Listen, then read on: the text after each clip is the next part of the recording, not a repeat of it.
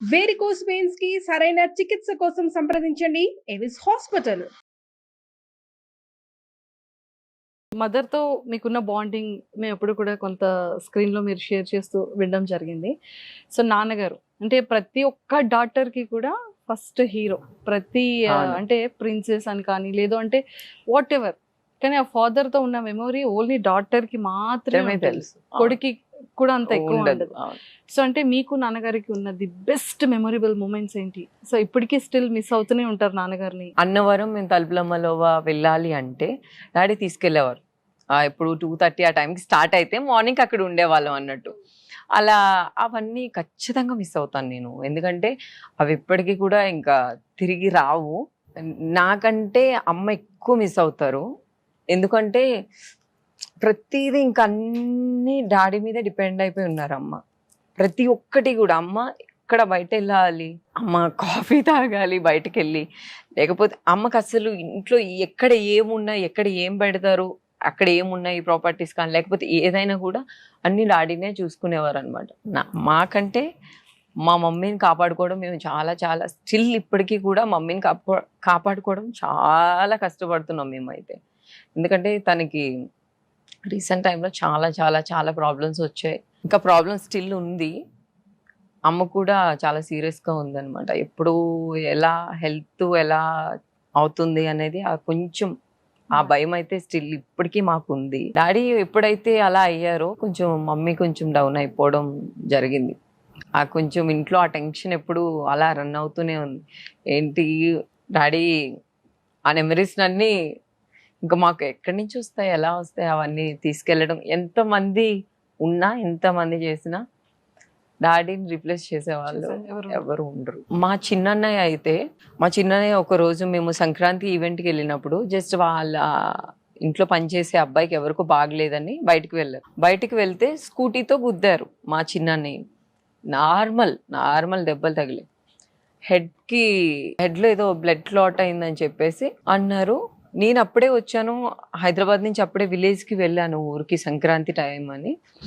మా mummy phone చేసి అన్నయ్యకి యాక్సిడెంట్ అయిందంట రండి అని చెప్పేసి అంటే ఓకే. నార్మల్‌గా బండి గుద్దిందంటే మనం ఎందుకు రియాక్ట్ అవుతాం ఎక్కువ. ఓకే గుద్దింది, ఓకే హాస్పిటల్ అక్కడ హాస్పిటల్ నేనే నా కార్‌లో ఎక్కించుకొని మా బావగారు మేమంతా కార్‌లో వెళ్ళిపోతే అమ్మ బ్రతకడం కష్టం అన్నారు. ఇంకా వేరే హాస్పిటల్ తీసుకెళ్ళాం. నేనైతే ఇది ఇప్పుడు వరకు ఎవ్వరికి షేర్ చేయలేదు. ఇక్కడే చెప్తున్నాను నేను. హాస్పిటల్‌లో వెళ్ళి నేను కాలు పట్టేసుకున్నా అయింది. డాక్టర్‌ది అయితే నేను కాలు పట్టుకొని మీరు ఎంతైనా ఖర్చు పెట్టండి, ఎక్కడి నుంచైనా పిలిపించండి. లేదు ఎక్కడికైనా తీసుకెళ్ళాలి, స్టిల్ ఇప్పుడే తీసుకెళ్ళాలంటే తీసుకెళ్దాం. మా అన్నయ్య అయితే బ్రతకాలి. మా అన్నయ్యకి అయితే అసలు మా చిన్నన్నయ్య అంటే నాకు ప్రాణం. అసలు నాకు చాలా చాలా చాలా ఇష్టం మా చిన్నన్నయ్య అంటే. వాడు బ్రతకాలి అని చెప్పేసి అనగానే మేమైతే ట్రై చేస్తామమ్మా. ఎలా ఉంటుందో చెప్పలేం. 3 డేస్ టైం ఇవ్వండి. 3 డేస్ లోపల ఉంచుతాం.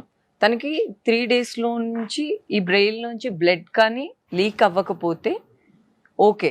లీక్ అయిందా మేము చెప్పలేమన్నారు. ఓకే. 3 డేస్ నేను ఐసీయూ బయట, డోర్ బయట అలానే కూర్చొని ఉండేదాన్ని. పడుకునేదాన్ని కాదు. మా వదినికి ఇది అయింది, మా అన్నయ్య బ్రతకడు అని నా ఒక్కదానికే తెలుసు. ఇంట్లో ఎవ్వరికీ తెలీదు. ఎందుకంటే అది తట్టుకొని నేనే ఉండగలను. మా అమ్మకి హెల్త్ బాగలేదు. మా డాడీ అప్పటికే చనిపోయినారు. మా వదినికి తెలిస్తే తను ఇంకా ఏమి చేయలేరు. ఇంక అప్పటికప్పుడు ఏం చేయగలరు? బతకలేరు అంటే ఏడుస్తారు తప్ప ఏం చేయగలరు? వీళ్ళెవ్వరికీ చెప్పకుండా నేనొక్కదాన్నే టెన్షన్ పడ్డా. ఎందుకంటే ఇది చెప్తే మా మమ్మీకి ఏదో ఒకటి అయిపోతుంది. మా వదిన ఏదో ఒకటి తీసేసుకుంటారు. ఏం చేయాలి? నేనేం చేయాలి? ఆయన కాలు పట్టుకున్నా అయిపోయింది. 3 డేస్ వాష్రూమ్ బయట కూడా పడుకున్నానంటే నమ్మలేకపోవచ్చు. అంటే రూమ్స్ అవన్నీ ఉన్నాయి. కానీ అక్కడెళ్ళి నేను పడుకునేలోగా ఏదైనా పిలిస్తే నేను ఈ షార్ట్ టైంలో ఏదైనా మిస్ అయిపోతానా, వాడితో ఏదైనా మాట్లాడడం కానీ, ఏమైందని కానీ, వాడు ఎప్పుడు లేచి అరుస్తున్నాడు అనేది కూడా తెలీదు.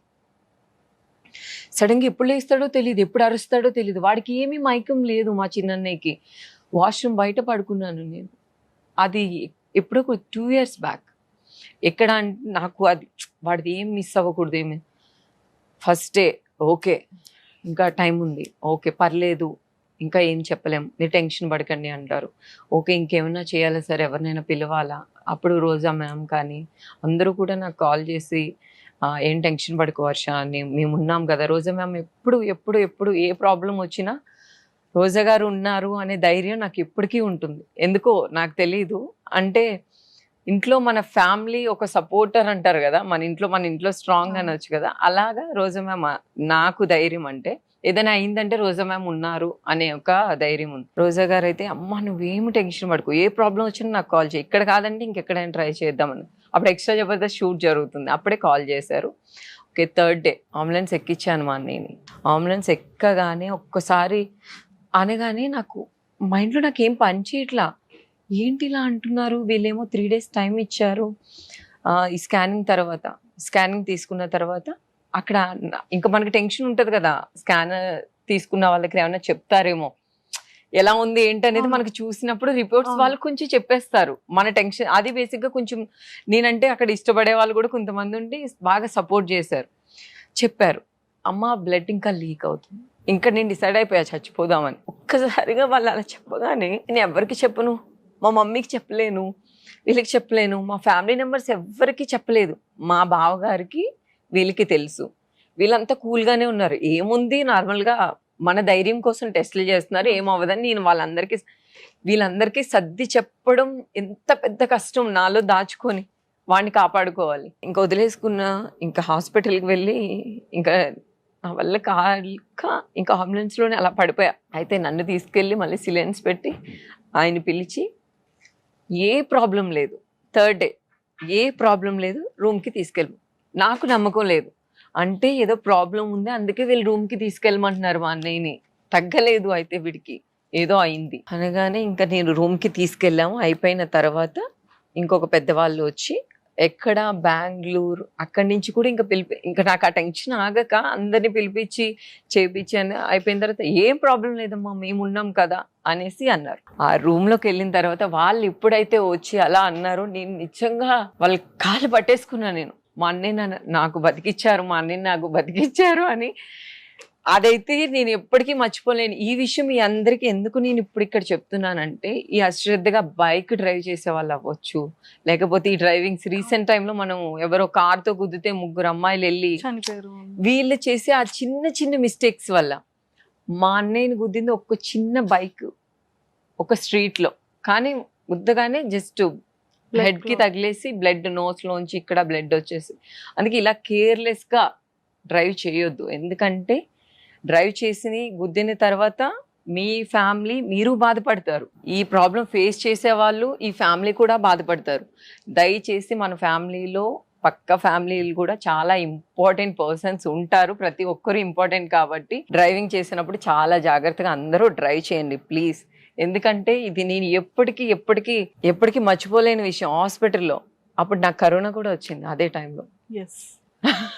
అదే టైం తన్ని హాస్పిటల్ నుంచి ఇంటికి తీసుకొచ్చి ఓకే డన్, మన సంక్రాంతి ఇలా అయిపోయింది, ఓకే ఇప్పుడు మనం సెలబ్రేట్ చేసుకుందాం ఇంట్లో అనేటప్పటికీ మీకు కరోనా. జస్ట్ ఇంటికి వచ్చి హాఫ్ అన్ అవర్కి నాకు కరోనా పాజిటివ్. తర్వాత ఇమాన్యుల్ అందరూ భయపడ్డారు. ముందు రోజు సెట్ షూట్ జరిగిందంట, ఎక్స్ట్రా జబర్దస్త్ షూట్. అరే ఇప్పుడే వర్షకి పాజిటివ్ వచ్చింది, పరిస్థితి ఏంటి, మనం కూడా వెళ్ళి టెస్ట్ చేయించుకుందాం. ఫస్ట్ షూట్ అప్పుడు అన్నికి ఇలా ప్రాబ్లం అయింది. నెక్స్ట్ టైం ఏమో నాకు కరోనా వచ్చింది. అప్పుడే అందరూ కలిసి వర్క్ చేసే టైంలో పోవే పోరా షోకి నన్ను పిలిచారు. మీరు వెళ్తున్నారు, అదే తెలిసింది పాజిటివ్ వచ్చిందంటే వర్షకి. సో అదే టైంలో నేను అక్కడే ఉన్నాను. పోవే పోరాకి పిలిస్తే అయ్యో నన్ను పోవే అంటే బాగుంది, కరోనా దగ్గరికి నేను ఎందుకు వచ్చాను అప్పుడు తెలిసిందనమాట ఈ న్యూస్. ఓకే, అప్పుడు కూడా అందరు పాపం చాలా భయపడ్డారు. ఆల్మోస్ట్ కరోనా అనేది అందరినీ టచ్ చేసేసింది కదా. అమ్మో ఈ కోవిడ్ అనేది చాలా నేర్పేసింది అందరికి, లైఫ్ అనేది ఏంటో చూపించేసింది. అందుకే ప్లీజ్ దయచేసినప్పుడు బైక్లు కార్లు అన్ని జాగ్రత్తగా చూసుకొని పక్కన వాళ్ళ ఫ్యామిలీని మన ఫ్యామిలీని కూడా హ్యాపీగా ఉంచాలి, టెన్షన్ పడకుండా.